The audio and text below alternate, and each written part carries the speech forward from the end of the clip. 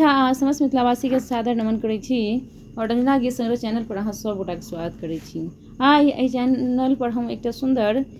कृष्ण जन्म सोहर लऽ कऽ उपस्थित छी। तऽ आओ सुनी सब गोटा एकटा सुंदर मैथिली कृष्ण जन्म सोहर के गीत। आशा करै छी अहाँ सबके गीत सुनबा में नीक लागत। नंद घर बाजाया बधाइया जसोदा घड़ा सोहर रे नंद घर बाजाया बधाइया जसोदा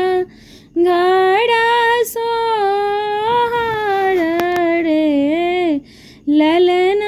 जन्म लेलन कृष्ण कन्हैया की तीनों कुल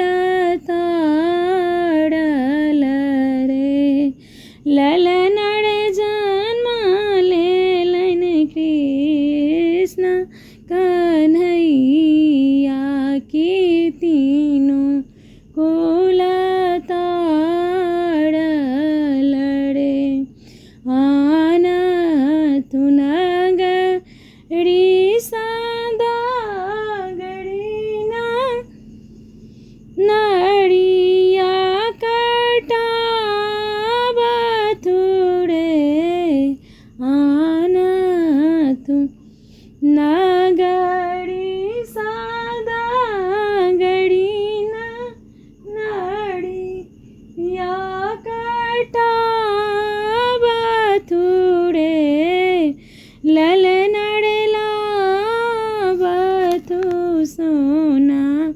के कठौती की कान्हा के नहाबथुरे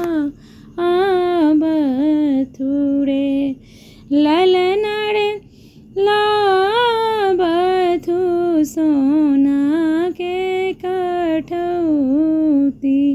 की कान्हा के नहाबथुरे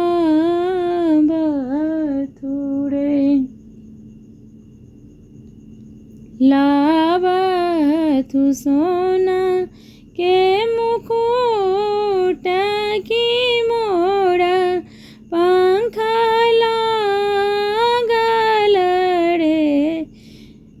लाबथु सोना के मुकुट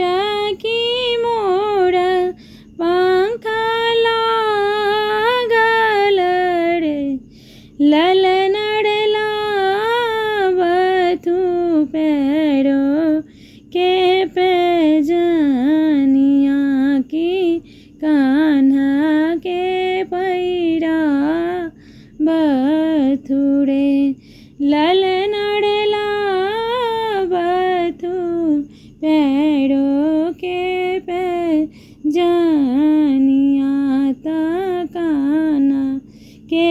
पैरा बथुरे ठुमकी ठुमकी कृष्ण चललानी जसोदा रानी धन्य भेलनी रे ठुमकी ठुमकी कृष्ण चललानी जसोदा रानी धन्य भेलनी रे ललन जे हो सोहर गाओल से हो धन्य जीवन रे ललन जे हो सोहर गाओल तिनको धन्य जीवन रे नंद घर बाजा या बधाइया जसोदा घड़ा सोहर रे ललन जन्म लेलन कृष्ण कन्हैया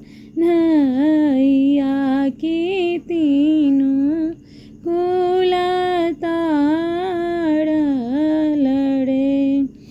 सुनबा में केहन लागल कमेंट करके बतायब। गीत निकला तो गीत के लाइक कराओ, चैनल के सब्सक्राइब कराओ और गीत के शेयर कराओ। गीत सुनबा के लिए अहाँ सब उठा के बहुत बहुत धन्यवाद।